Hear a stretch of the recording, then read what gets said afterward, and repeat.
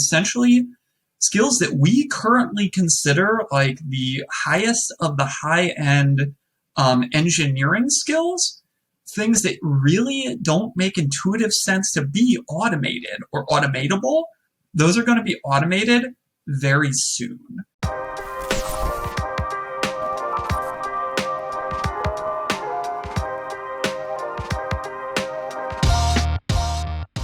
I'm Todd Miller with Isaiah Industries, proud sponsor of the Construction Disruption Podcast.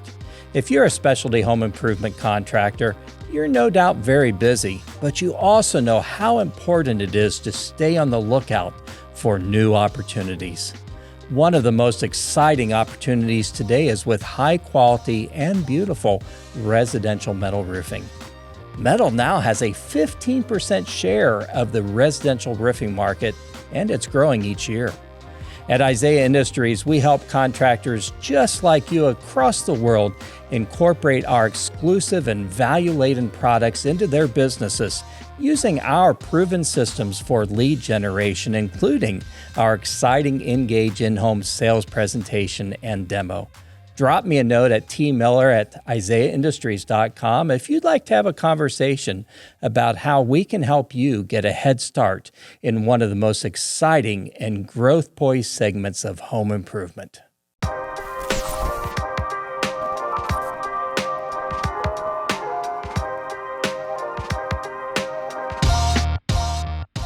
Welcome to the Construction Disruption Podcast, where we uncover the future of building and remodeling. Join us as we explore an industry that is evolving with new products, designs, practices, and technologies. From builders to remodelers to executives, as well as those with outside perspectives. Each week at Construction Disruption, we meet with forward thinkers as well as others in the know for the industry who share their unique insights and perspectives. Construction Disruption is created and sponsored by Isaiah Industries, a manufacturer of specialty metal roof and wall systems and other premium building materials. I'm Seth Heckeman, sales manager here at Isaiah. My co-host is our president, Todd Miller, and we're helped behind the scenes by Ethan Young, our content writer, and Ryan Bell, our creative director. So, Todd, this episode's going to be releasing kind of beginning of the year timeline, wrapping up a difficult 2021 after a difficult 2020. So would love to get your insight and perspective here on before we start and dig in with our guest today on knowing that we're at year end, thinking to the year ahead. What do you think things are going to look like, supply chain and otherwise, and what we all need to be thinking about? Lately, I'm thinking a lot of an acronym. I don't know if this is official or something I made up at one point. MOTS, M-O-T-S, more of the same. I'm really not anticipating things being a whole lot different in 2022 and probably even stretching into 2023. Every time we turn around as a manufacturer, it seems like we're being hit by a shortage of something different. And, it used to be, if you were short on something, okay, it was usually an item and you could figure out a substitution or figure out a workaround, some way to deal without it. And anymore, it's coming down even to specific chemicals and components that are just shutting you down. And so that's, I think, going to continue to frustrate much of our industry, and I hate it. I wish I had better news. Wish I could say that it was going to be all rainbows and unicorns and everything wonderful in 2022, but I think it's still going to be another tough one. And so I think it challenges everybody to, there's this term that is now so standard, part of our vocabulary, supply chain. And, that used to be something you would maybe read about in the Wall Street Journal once every 5 years. It wasn't a term you were using all the time, and yet now it is a term that whether you're a manufacturer or a contractor or a distributor or anyone along the way, you're talking about your supply chain. So I just really encourage everybody, no matter who you are out there, even if you're from the design industry, maybe you're an architectural firm or you're a contractor or a GC or a sub or another manufacturer like us, man, I'll tell you, this is a time you've got to be keeping close relationships with your suppliers. You've got to be in contact with them on a regular basis. Make sure that they realize how important they are to you, and make sure that they realize how important it is that they keep you informed of things. And I think that the reality is all of us are going to have to look for ways to be creative. Maybe alternative products, maybe alternative practices. Maybe on the job site, you've always done things in a certain order, and now you're going to have to figure out how to do those things in a different order. Even something as simple like that may help keep things flowing. But I just think it's going to require a lot of thoughtfulness from all of us. We'll make it through, and the reality is construction is still a huge industry, $1.6 trillion or something in North America, and growing all the time. And I think it's going to continue to be very robust. And we certainly don't want to do anything that shortchanges the end result of the product we put out there. And so I think that's very critical as well. I mean, I've said all year, I would not you'll be buying something new this year because of the fear that it might have substitute components. But the reality is there's things we're going to have to buy, and that isn't going to change in 2022. So again, I just think it's going to require a lot of thoughtfulness, a lot of close communication, and tight relationships with whoever your suppliers are.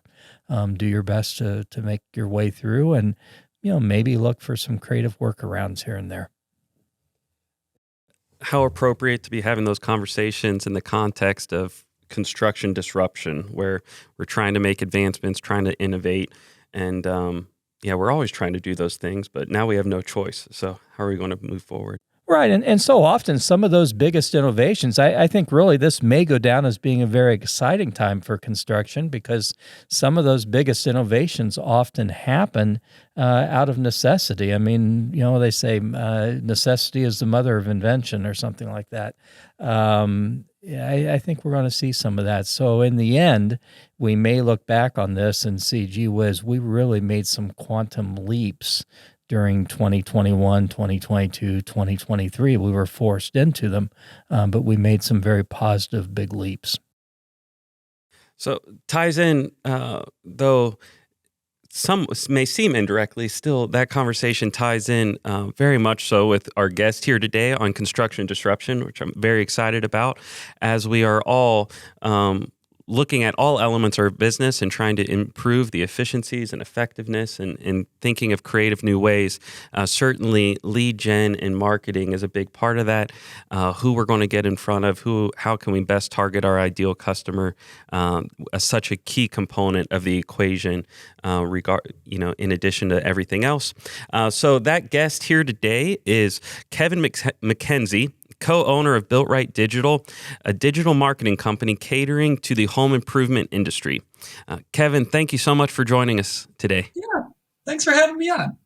Real excited to be here. Awesome. So I'm really looking forward to our conversation, because I know many of our listeners are constantly trying to crack this code of effective lead generation on the retail level. And a teaser to everyone listening or watching, we are also going to get into some of Kevin's creative ideas, some other value-added services he's bringing his clients along the lines of recruiting skilled labor. So generating leads just in a little bit different of a context, but I know that'll be of great interest to everyone as well. But so to start, Kevin, can you tell us a little bit more about your background, how you got into digital marketing, and eventually how you took that and started Built Right Digital to cater specifically to the home improvement industry? Absolutely. So Built Right Digital, we're a relatively newcomer to the space. It's my partner and co-owner, Tony Morelli, and I founded this business as we saw a opportunity to bring some of the real latest and breaking technology into the home improvement space. We're going to talk about it at some length, so I won't spoil it, but there are just really exciting developments and fast-moving developments, particularly in the artificial intelligence and big data spaces, And I think those are going to define our years of growth over the, probably the coming decade. It's sooner than you would think, knowing that our industry moves a little bit, a little bit slower. These changes are going to, roll over like a tidal wave and touch basically every aspect of our businesses. So, we saw the opportunity, and just background on me. I've been a handyman. I'm actually a certified vinyl siding installer. One of my mugs here today, I'm a double-fisted drinker of coffee. I've got my Habitat for Humanity mug. So cool. I still keep my toes dipped in the, the operation side and the installation side. But more recently, I'm sort of a thinker in the home improvement space on the statistics side. That's actually what my master's degree is in. So diving into the numbers, particularly diving into CRMs and how to economize and find opportunities that would otherwise fall through the cracks. That's kind of our value add as an organization of experts who you can bring in and help you with all things digital. That's what Built Right Digital. That's what we help our local contractor partners with. Oh, fantastic! That ability to really dig into the numbers has always clearly distinguished, our customers who are most successful. It's such a key component, and a lot of times having partners who understand the business come alongside and be able to be a fresh set of eyes, a well-connected kind of networked set of eyes on those numbers would be super helpful. So I was a child of the 80s where it was big hair, so big data is very intriguing to me. I want to hear more about this. Yeah, interesting. It's big. And Kevin, he's a certified vinyl siding installer. I don't think anyone's actually certified us or would certify us in installing our own products. No, so that could be scary quickly. We can talk about it better than we can do it. So that's fantastic. So in my experience, when we're talking about this idea of digital marketing or website development, any digital marketing firm or web developer, if called up by a contractor or a home improvement company, is going to say, yeah, I can help you with that. And we've had lots of examples and unfortunately frustrating examples of customers getting connected with those firms and not having the greatest experience and not being successful at this lead generation piece. So for you, what does specializing in home improvement lead generation mean, and what are some of the differences or nuances that are required as compared to other industries? Yeah, absolutely. So probably the largest value add for my organization is that down funnel understanding. This is where we see, and bearing in mind, we onboard folks who work with companies that oftentimes frustrate them. Sometimes they're black hat, they're out and out dishonest, or they're effectively a scam. They just take your money and do nothing. So we see this too, and oh man, I hate it. It really riles me up when you see folks who are effectively misled. Like when you hire a website company, you're hiring an expert. You're hiring them because you don't want to learn how to do it yourself. Your time is much better invested specializing in the parts of the job that you're talented at and enjoy. And that's probably not website development. Good on you. Focus on what you do best and what you want your job to be. So in talking to the folks that we bring on to our service, our partners, when they talk about the services that don't work out for them, it's because it's kind of like a set it and forget it sort of model, where we say, say it's Acme Marketing Company. Hey, we're going to generate you a ton of leads. I'm only vaguely familiar with the home improvement industry, so I do know they physically need to be close to you. Other than that, I really don't understand what you sell. I don't understand what you don't sell. So, when you get into a home where you don't close the sale, a marketer who doesn't work in home improvement really doesn't understand what broke down there. Versus anyone at this table will have an immediate understanding where it's like, oh, you went out on the sales call and it didn't close. Well, I've got a couple guesses on why that is, and I bet it's one of these three. So having that insider knowledge of the industry is important, and only growing more important as kind of the tools we have access to on the back end. in the digital sphere, they're really growing in complexity and sophistication. You can target, terrifyingly specific audiences with a tool like Facebook ads. If you don't understand who the ideal customer is, either because you've never been in the industry before, or, you're a digital marketer who's, hey, I do dentists, I do lawyers, I also do, I've got a single siding guy. You lose out on that ability to really benefit from the, the newly nuanced tools that are becoming available, even in the last year or two.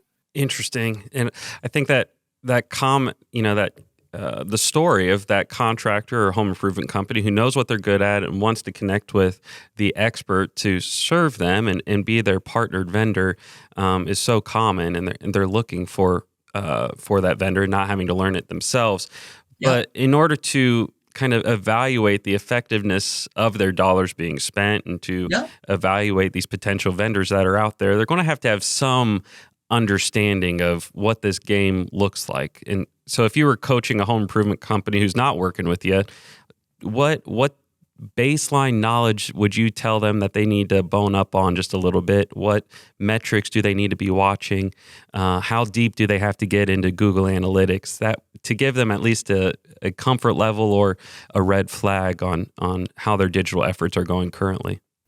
So the good news about having a really effective digital marketing wing to your business is you really don't have to understand digital marketing whatsoever.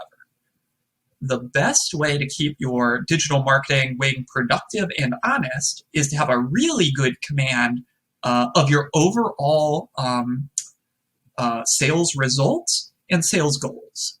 If you can communicate those two things seamlessly to your digital marketing team, and your digital marketing team are the right folks where when you communicate it to them, they internalize that and can effectively advance on your goals. That's what I see our most successful partners. They're in their CRM. They're in lead perfection on a week-over-week basis, saying, "Hey, our sit rate is good. We're getting a good volume, but rescission has gone up. So, are we getting in front of the right folks? If not, how do we improve on that?" You can just toss that ball to your digital marketing team. If they know what they're doing, they can take it and run with it. But you, as the contractor, you do have to, you are going to throw the red flag up for your digital marketing team. So you have to know how to interact with your own systems, even the technical ones, proficiently to do that. Yeah. So if you're just staying on the top of the numbers in your business, like we talked about earlier, and you know what your cost per lead and your set rate and issue rate, closing rate, then and you're kicking that back uphill if you have questions. If you're connected with someone good, if they're actually taking the time to understand and come up with solutions. Good? So, even something. And if they say, set rate, what's that? You've got a problem. Right. Sure. Yeah. And it all the way down into the weeds, like you talked about, even if greater finance turndowns, all these other sort of metrics, who are we getting in front of, and are we getting in front of that ideal customer? That's great. So kind of along those lines, you mentioned Facebook ads earlier, and that's a question we field a lot when from dealers of our products or other home improvement companies that, how, if other companies across the country are finding success with Facebook ads, how are they finding success? Because, they go in there and they put an ad or they boost a post and they say, I sell every 55-year-old guy with 2 kids and a house over 300,000. Why is this not generating a bunch of leads that it can go in and close? So, there are some incredible targeting methods in there. How are those best leveraged, and what are some best practices for Facebook or other social media campaigns? Yeah. And this is often how partners come to us as well. They'll hear like, "Hey, my buddy in town who, I install windows, he installs HVAC units. He's having great luck with Facebook. Like, I've tried it myself. I haven't had any luck with it. Can you fix this problem for me?" I would kind of reframe the issue. My overall take on it is that you have a budget for the digital wing of your marketing. You want to find, of all the digital tools I have access to, which one of these is most cost effective for driving whatever goal I want to see realized.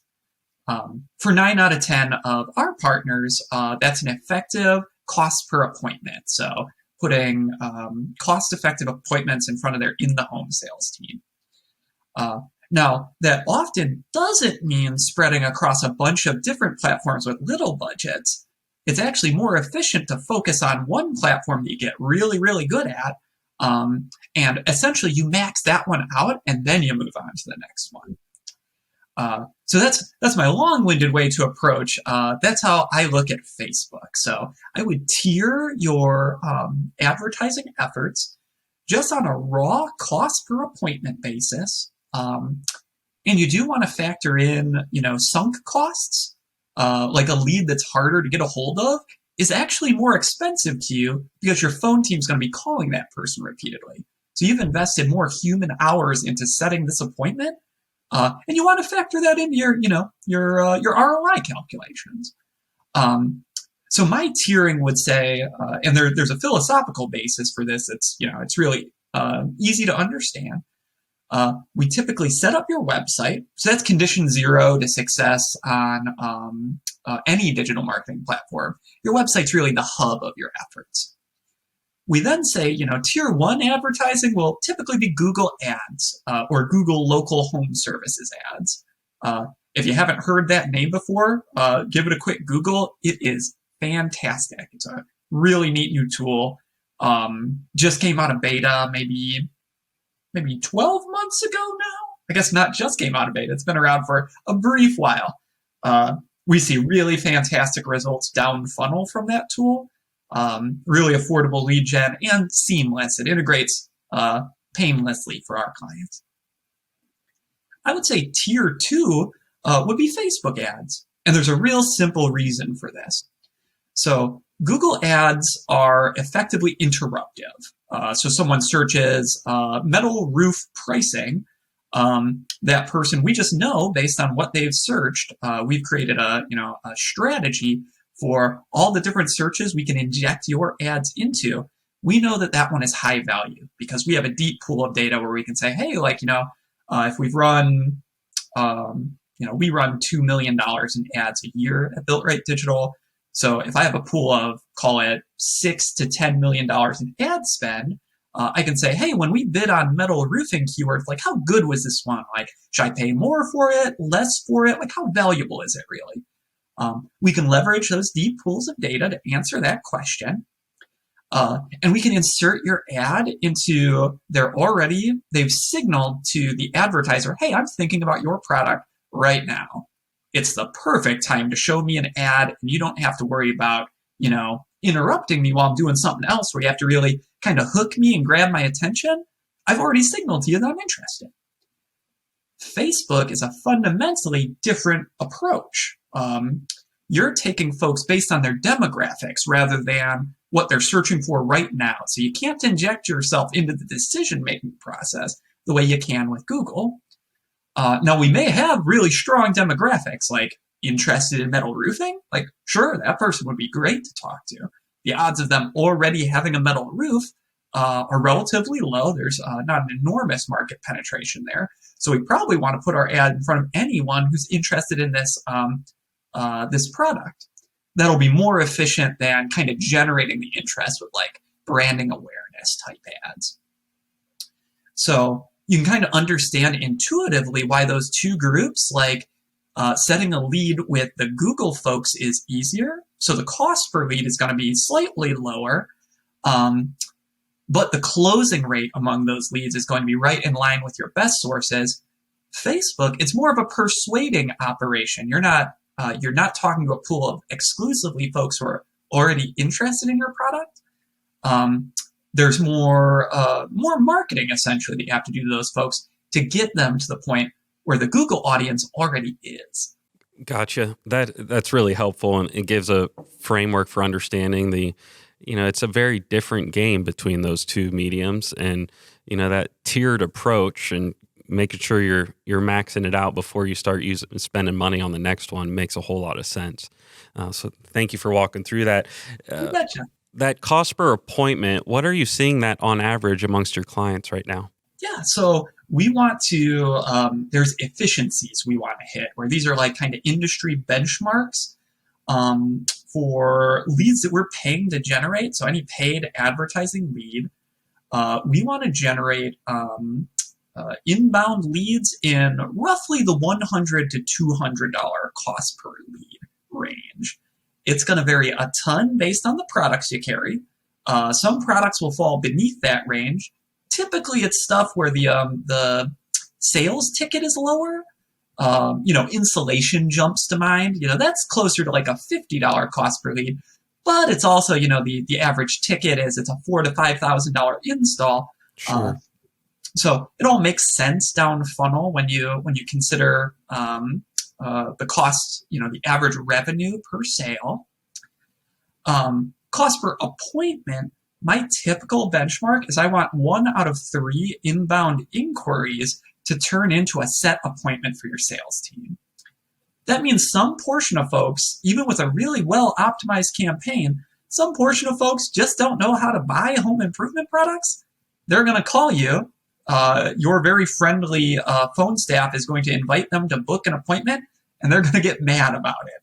They didn't realize that they have to have someone out to the home. They didn't realize it's a custom solution. The lead time is a month. Like, hey, I've got a handyman who says he can install it on Tuesday. Like, why wouldn't I go with that guy?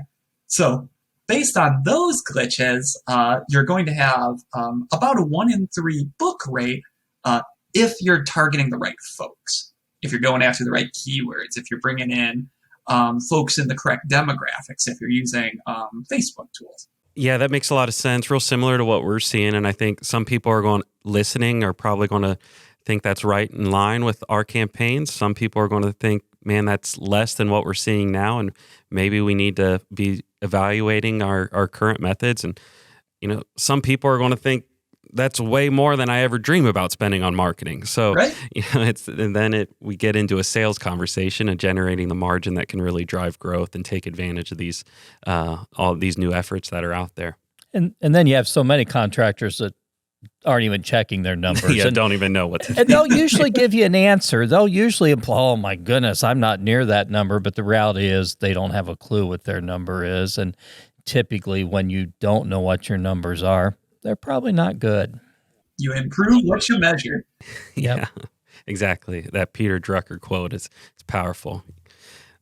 So digging into the disruptive new technology meet that we alluded to earlier, we've had some really cool conversations lately. And full disclosure, I think Kevin's going to mention it a little bit, but we're working with BuiltRight on some pilot opportunities and trying to really figure out how these new tech items can change our business. But would love to hear about what you all are doing on the AI, big data side, and how you think that's going to play out, how that's playing out currently, and then also out into the future for our industry. So this is super exciting.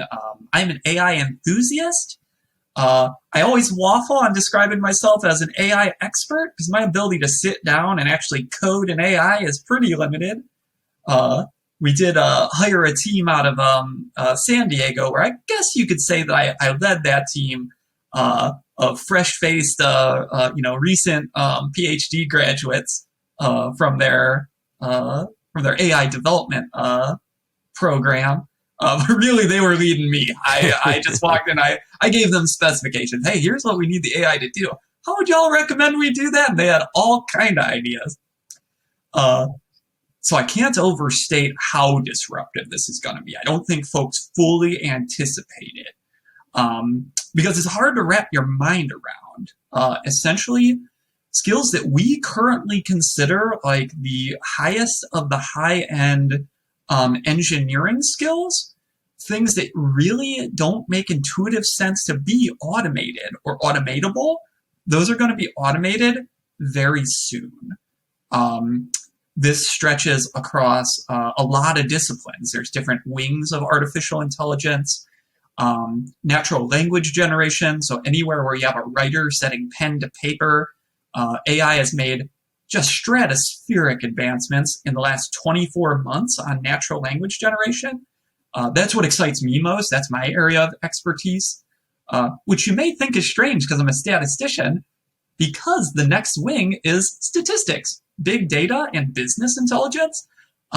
Again, this would probably be the highest paid engineer in your, blue chip stock company would be the business intelligence analyst.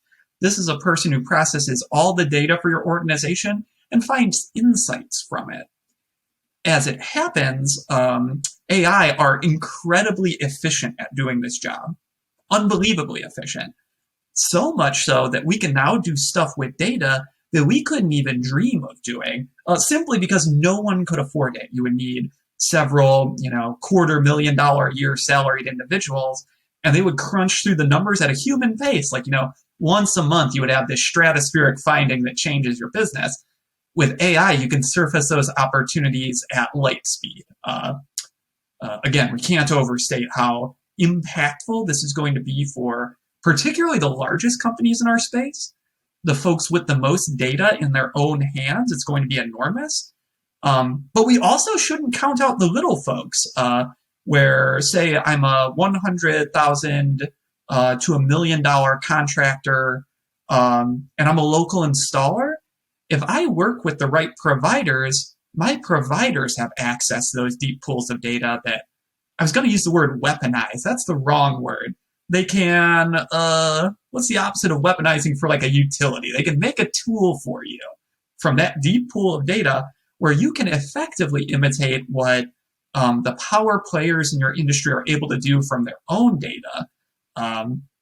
You're almost like making a conglomerate. You're co-marketing with the other folks who work with that organization just by pooling your data together. You can do really exciting stuff there, finding your ideal customer, finding your industry's ideal customer. So let's say we sell metal roofs, for instance. If we have a group of 100 metal roofing companies, you're limited in what you can do with, one metal roofing company might have installed 1,000 roofs, 1,000 projects or homes. But if you have 100 and each of you have installed, call it their on average smaller businesses, let's say they've all installed 500 metal roofs. When you aggregate that data, you can pull really interesting insights out of it automatically with these new and emerging tools in the AI space. One thing I heard there, so Ethan Young is one of our behind-the-scenes producers. He does a lot of writing for us. The robots are coming for your job, Ethan. Sorry to tell you that. The robots are coming to promote you. The folks who are writers today, they're going to be editors tomorrow, and they're just going to be editing for a team of algorithms. They're going to have algorithms writing the paper, and they just make sure it reads right. That sounds really good, doesn't it, Ethan? Yep. He's nodding his head. Okay. We need to get him mic'd for the next episode. So can you elaborate a little bit on that natural language generation of, how are you leveraging the ability to crank out a bunch of text? So this is really interesting and really fast moving. Just for baseline knowledge, this is going to be super wonky, so I don't blame you at all if you haven't heard of it. Are you familiar with the GPT model, GPT-2 or GPT-3? Nope. No problem. Folks in the AI space geek out over this stuff. So let me share this thing that excites me a whole lot that maybe you haven't heard of yet. The reason you haven't heard of it, GPT-2 is a language model. And this is essentially an algorithm, so a computer program that processes large pools of information and uses them to generate new pools of information in the same style. So when folks say artificial intelligence, you might go to Terminator 2 and it's like, ooh, they're scary. They understand concepts like a human. So they're effectively just like an ersatz human. We're not there yet. They do understand grammar. They can create a sentence whole cloth that has never been generated before. And it'll make sense. And they even know how to string together multiple sentences to tell a story. So that just didn't exist 24 months ago in a cogent way. AI tools were garbage. Text spinners were trash. They would generate text that was either gibberish or super clunky. Today's AI models will generate text that it's based on essentially a curated library So it's every book in, your average library catalog. The robot can quote Shakespeare to you if you ask it to. And it's based off terabytes and terabytes of data that's been scraped off the web and curated. The reason curation is important is you can actually get really evil AIs if you're not careful what you feed to them. They can become just horrible machines that crank out terrible things if you're not careful. So the GPT-2 model, and it's just interesting, the researchers that came up with this, it was a public consortium who has since handed it over to business. The public consortium, this is like all the usual suspects, MIT and Stanford scientists. They said, hey, private industry, we can show you the output of this AI product. And this was about a year ago. We can show you the output of the last generation. So this would have been GPT-2, but we can't show you the model itself. It's too dangerous. We just can't release it into the public yet because we can't detect the difference between human writing and GPT-2's writing. You can imagine the scientists were thinking, wow, if a bad actor got a hold of this, they could generate spam that's undetectable by automated means because it reads and sounds like a human, and they could do anything they want with that. You want to run propaganda in another country, you can do that at scale easily using a tool like this.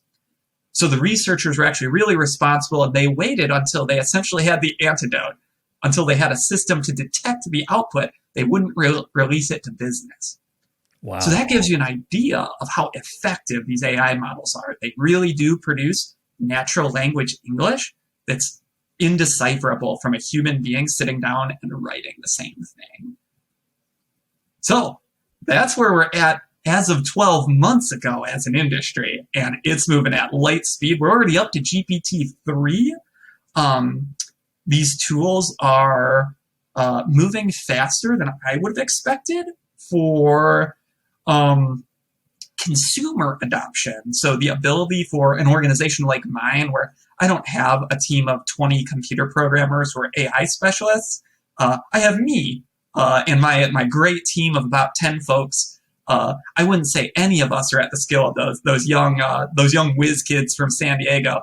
Those guys are the AI developers. We're just the folks who implement this stuff. So the fact that my team can come in there and make usable tools, that speaks to the thoughtfulness that the teams who generate things like GPT-2 and GPT-3, they're building these tools for mass applicability. Doesn't make a big difference for your average construction owner today. It's going to make a huge difference for your average construction industry business owner in the next 2 to 3 years. Well, that's moving quickly. Yeah. So I have to ask, so GPT-2, 3, 4, 5, 6, could it potentially even pick up on regional dialects eventually? And we don't normally write in those for marketing text. We typically use, more standard type stuff, but it's interesting to think about what the impact of that could do, and then, turning text to voice and everything. That's a related technology that's just super exciting and moving fast. That's what underpins, we were chatting before the broadcast about Grasso University's ride-along product. To kind of have the sales manager in your pocket. Essentially, an app on your phone is listening to your conversation as a sales rep in the home with a homeowner, and they're able to, turn the speech into text that a computer can understand. So that's an AI process. And then understand that text in the context of, hey, this is a sales conversation. Has this sales rep hit this list of important procedural points that we need them to hit? And you can automatically score how well they're delivering on a human process without a human ever listening to the audio. That's amazing. That could not have existed 2 years ago. That'd be fascinating if at some point that could even, if they're going through some sort of a PowerPoint presentation or some sort of tablet presentation, if that could then in turn goose that and show them, hey, these are the things that you're not hitting hard enough, and fascinating to think about where that could go. Right? Yeah. So every time you send an email to someone south of the Mason-Dixon line, it just adds a bunch of y'alls into it. That's your dream. I don't know if you noticed, I already do a little bit of that. Behind the curtain secret of Exactly. you trying to sell metal roofs right. across the country. Wow, that is super interesting, Kevin. Thank you for the education, for sure. So, what other developments, AI or otherwise, do you see affecting lead gen or even beyond for home improvement companies moving forward? So here's a really exciting emerging technology. So I was just chatting with our friends over at Lead Perfection this morning, and they're doing really exciting stuff in the artificial intelligence space. They've recently been supercharged by outside investment, so I would watch them for certain. If you haven't already considered Lead Perfection as your CRM, I recommend them highly. The best of the best in the industry use Lead Perfection, and it's for reasons like this. They're at the bleeding edge of the technology that's going to make a difference for your business over the course the next decade or so. So imagine we all intuitively grasp this. Like if you set an appointment, and let's say your canvasser knocks on the door, and when the person answers the door, you just see in the home where it's like, oh, they've got a stag head over the mantle place. They're a hunter. I know Jim in the sales office. He's a hunter. He's gonna hit it off with this guy, no problem. Like these are just they are peas in a pod. Intuitively, we know how to do that process, but it's tough to scale, right? Now, imagine if we had all the data points that, say, Facebook has about each home that we're visiting, and I think this is the direction the industry is headed. We're going to have those data points. Imagine how efficiently, at scale, you could assign sales reps to sales meetings, or even inbound calls to inbound members of your phone team. There are incredible ways you can leverage these deep pools of data where a human being doesn't have the bandwidth to understand it quickly enough to act on it, but an AI absolutely can. They have a terrifying amount of resources for understanding really fine-tuned, number-driven processes. So you can uncover the hunter example. That's the obvious example. That's the person you can see. Imagine all those hidden indicators. So let's say me, for instance, I'm your classic geek. I look very little like your average home improvement professional. I play Dungeons and Dragons. I build computers in my spare time. I also do Habitat for Humanity, so I like to move in the same space, but by no means am I similar to the average person who I serve on a day-to-day basis. The AI knows that. If I feed in, hey, here's all the revenue we've generated at Built Right Digital, here's who I am, and here's who the person I'm selling to is, they can make totally unintuitive connections where it's like, wait a second, you're nothing like this person, but for some unknown reason that the model can't see, you're very good. If we connect these two people together, the odds of a successful outcome are really high. So it can go beyond human reasoning, beyond what's obvious or intuitive, and it can pull those insights out of the data, which is just really exciting. You can take a black box filled with numbers and produce great business processes basically without lifting a finger. It's a technical process. You set the algorithm up and it tells you what to do. Wow. Yeah, that whole the idea of lead scoring has been around for a while. We use Marketo, a marketing automation platform in our business. I've used them before. Yeah. Okay. Yeah. And, they talked about lead scoring, and it just, we give you a ranking or a rating on how the value of this lead, which I guess if you're going to prioritize your leads, you're going to do it in that order. We kind of try to jump on every lead as best we can, but that's taking it to obviously a whole nother level, and the automation there, that's powerful. The implication for your average lead perfection user in the future, imagine that human costs we brought up for the Facebook leads or the Clear example, where it's like, on average, I got to call this person 10 times to get a human on the phone, and some amount of the time they're going to pick up the phone and say, hey, buzz off, I don't want this. So you're investing a lot of human hours there to reach that person. Wouldn't it be great if you say, hey, I'm going to give a minimal outreach effort to everyone, just like you're doing today. I'm going to call everyone 3 times in the first week they reach out to me, including 1 time within the first 5 minutes. So we're going to reach out to everyone real fast. But who gets the extended call queue versus who just gets text messages after that? You can say, hey, here's my A-plus leads, we ran a soft credit check or something similar to that, where we know, hey, this person, they've purchased home improvements in the last 10 years. They've not yet purchased home improvements at this address. So they've got, they've probably got needs that need to be filled. The algorithm can identify all those potential exposures, things that would make you more likely to purchase the product that you sell. And they'll look at your previous customer list and pull out essentially data points that, hey, who are our winners here? Who do we want to talk to? Well, if you have 1,000 customers, we can just drop those folks into the machine and it'll pull out factors that are in common between them all. So the day is not far off. In fact, it's in pilot currently, where your CRM essentially helps you prioritize your sales stack and your automated sales cadences. Just real exciting efficiencies there. Yeah, absolutely. That's a game changer because we know a lot of the largest companies in home improvement companies, retailers in the industry have been, kind of content paying for 18, 20 points marketing costs sometimes across the country because that's what it's taken to generate the leads to feed these ginormous machines.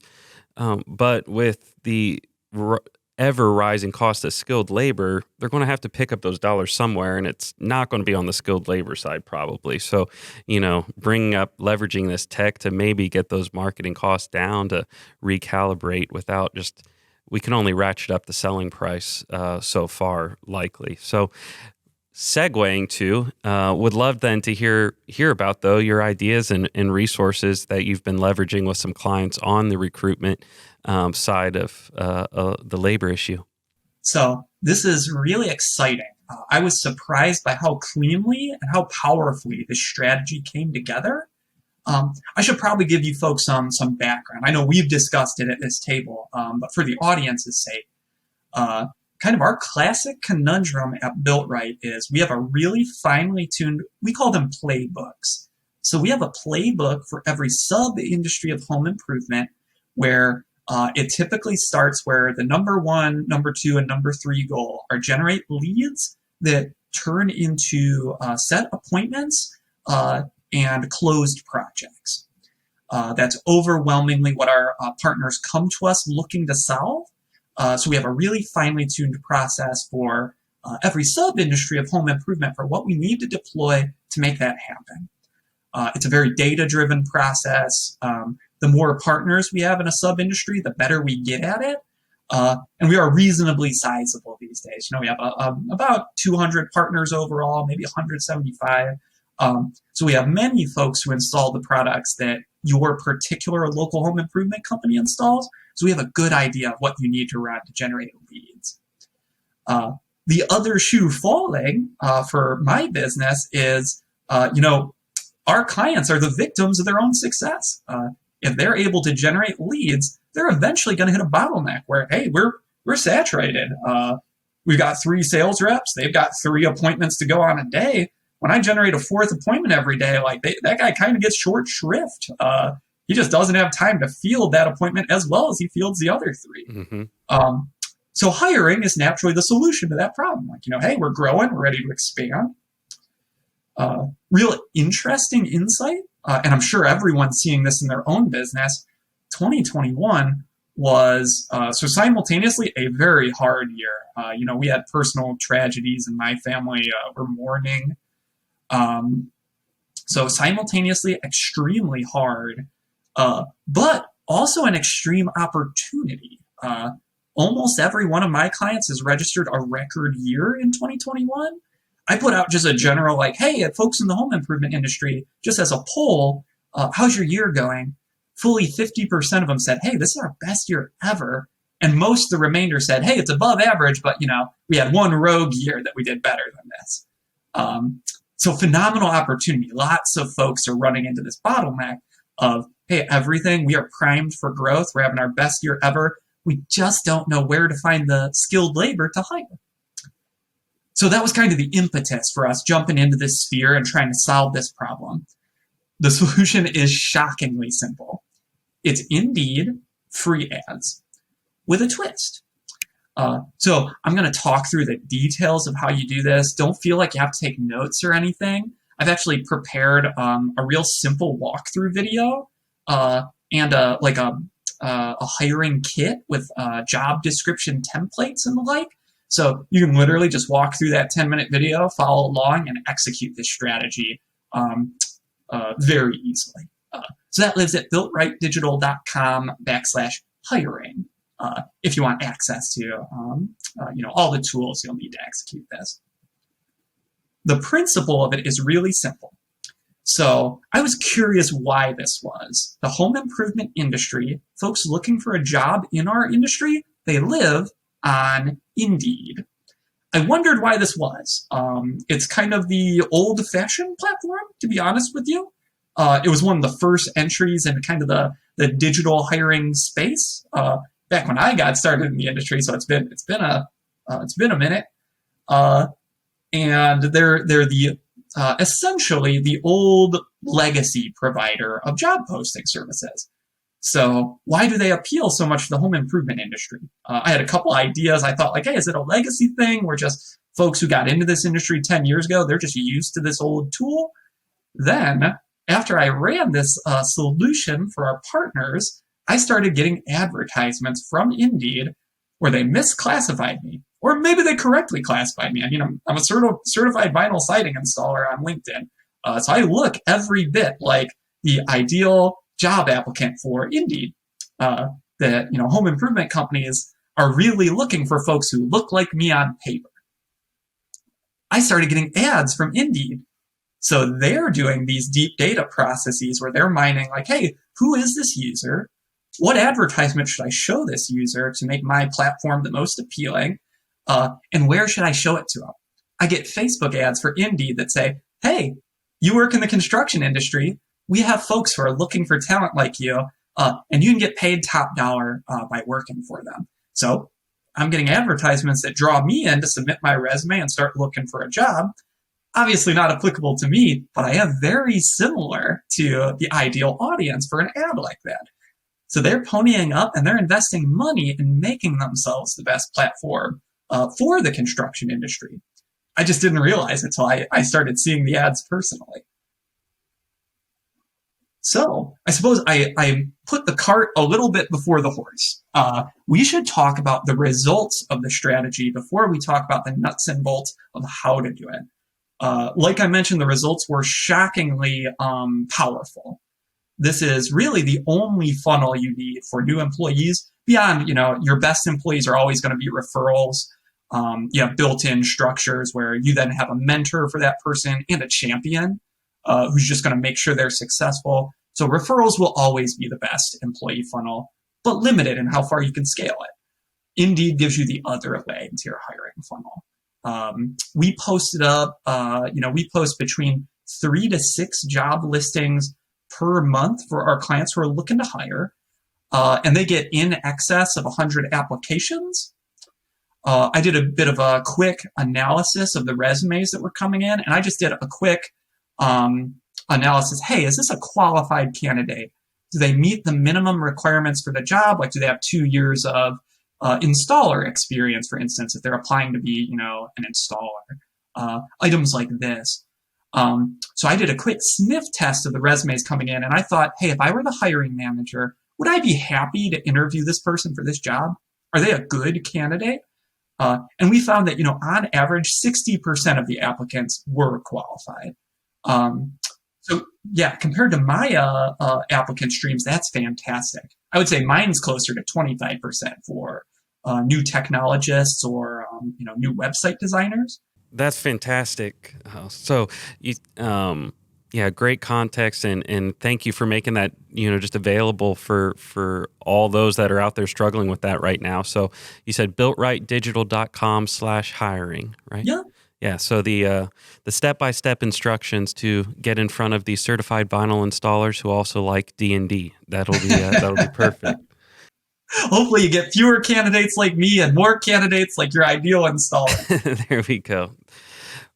Well, Kevin, this has been great. I think, fantastic insight into what is going on, in the industry, what that bleeding edge is on lots of different fronts, and how many industries, technology, construction, all this is really going to converge more and more versus be siloed. So this has definitely opened my eyes, and I think will listeners as well. So I'm curious, we like to ask this question frequently. For someone looking to get into the construction industry, a young person looking to may be interested in construction, or a young person with other skills looking to maybe serve the construction industry, what's some word of advice you would give them, some feedback you would give them on this space, and what should they be trying to learn or be paying attention to?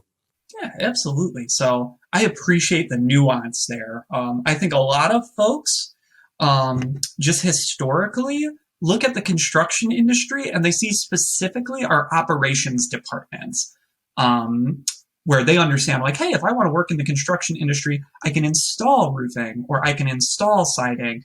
And that's really the roles that are available. And that contributes to a lot of the slant in our industry towards, there really aren't a lot of ladies in our industry yet. It's a phenomenal industry for women to be in. The average compensation is fantastic. It's a lucrative industry, if that's what motivates you. You get to, you literally at the most fundamental level, you make your customer's life better. You make their home more secure and more dignified. It's an honorable trade to be in. So whatever motivates you to be here, I think the construction industry provides that for a hugely diverse swath of people. But folks get lost in the, when they think construction, they think installer. And there's actually all kind of, talents that the construction industry badly needs. Installer is one of them, and that's a fantastic industry to get in. If you're thinking about it, there's never been a better time. There's paid apprenticeships. There's, if you just want to get a feel for it, walk onto a Habitat for Humanity build site. You want to learn how to install windows? They need windows installed. So you can absolutely get a taste for this industry in a real flexible way that you don't have to commit before you try it out. But I think a lot of folks who are not currently considering the industry will find a really comfortable and a really great career here. So just getting the word out, getting the apprenticeships, getting those enrollment numbers up, and kind of, I think it really fundamentally involves, we've just got to persuade folks who are not in this industry yet that it's an honorable trade. Folks celebrate when their kids get scholarships to go to college. I've never been told by a proud parent, hey, my kid got a scholarship to become a tradesperson.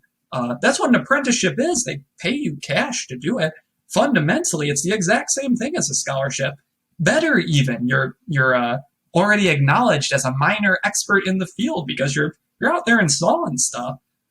So we just need a cultural shift to acknowledge that and really value it as it'll start in this industry, but we should persuade our friends in other industries to kind of carry that torch for us as well. Yeah, I love that. Regardless of what the reputation some have contributed to building for some segments of our industry, bottom line, the opportunity is out there every day. We try to embody this in how we operate, of serving people, loving people while providing shelter. Like you said, make their life better tangibly day in, day out, which is really, really cool. Something I enjoy about being here. So I'm sure there's folks out there who haven't even considered this industry, who once they realize what it entails, it's going to gel like nothing. Well, thank you for your passion and what you're doing to promote that in the industry and bringing your skills to really be moving us forward, all of us, and playing a key part in that. So thank you. Yeah, thanks for having me on to talk about it. Absolutely. Before we wrap up, though, and we'll, give you a chance to let people know how they can get in touch with you. But one thing that we enjoy wrapping up our episodes with is our rapid fire question round, where rapid fire. I'm ready. I haven't prepped at all. There's no way to prep. I am Right, exactly. my rapid fire face. I'm ready. There we go. This is serious, maybe a little silly. Kevin has no idea what we're going to ask him, so brave for jumping in here. So we appreciate it. This is the fun part. So first question, we have 7 of them, so we'll roll through these. First question: favorite toothpaste brand?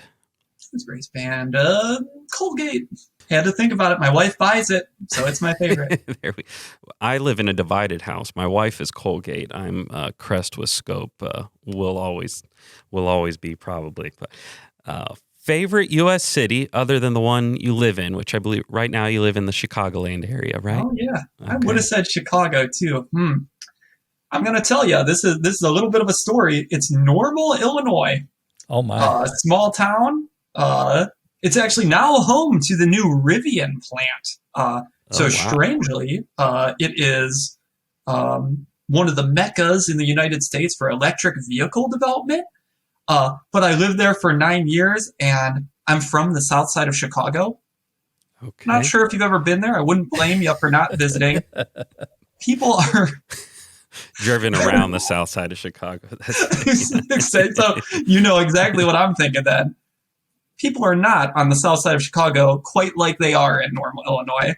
Normal, Illinois, I lived there for about 9 years. They are small town nice, and they showed me like what community means. So I wish them all the success with their new, they're an up and comer and a hugely profitable new made in America technology industry. So I'm watching them with bated breath. I wish them all the success in the world. Normal, Illinois is my second favorite town in the U.S. Fantastic. If you were to teach a high school class, what subject would you teach? Gotcha. I taught college classes. I actually didn't mention that. Okay. But during, completing my master's in statistics, I taught statistics coursework. That's often just baked into the programs. Mm-hmm. So I guess civics. Civics is what I would teach. Okay. Very cool. Other than construction disruption, of course, what are some podcasts you really enjoy and are listening to? Ooh, so there are a bunch of good ones. On the industry side of things, so Grasso U publishes I'm a Closer. That one's fantastic particularly for your sales team and your ownership teams. Just a lot of wisdom to be imparted there. One of the folks, I believe I met them through the Grasso U network. That's who introduced me, but Echelon Front with, you might have heard of Jocko Willink. Mm-hmm.